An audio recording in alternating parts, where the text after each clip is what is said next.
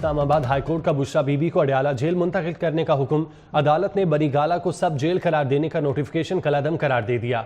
Islamabad high court के justice मियां गुल हसन औरंगजेब ने महफूज फैसला सुनाया। बात करते हैं एहतशाम कियानी हमारे साथ हैं। जी एहतशाम।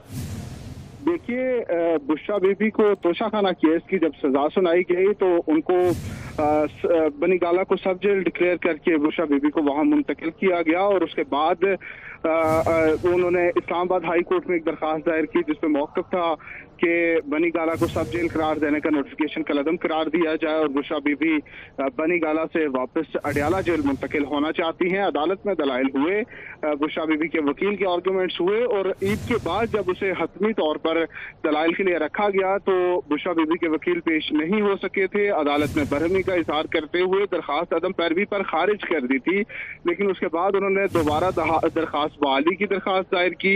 वो मुतफरिक दरखास्त मंजूर हुई और दोबारा दरखास्त बहाल हुई, फिर हतमी दलाइल हुए। अब अदालत इस नतीजे पर पहुंची है कि बनी गाला को सब जेल करार देने का जो नोटिफिकेशन है वो खिलाफ कानून है, इसलिए उसे कलअदम करार दिया जाता है और बुशरा बीबी को फौरी तौर पर वापस अडयाला जेल मुंतकिल करने का हुक्म दिया जाता है। जो एतराज ये था कि जिले इंतजामिया किसी की प्राइवेट प्रॉपर्टी को उसकी मर्जी के बगैर कैसे उसे सब जेल करार दे सकती है।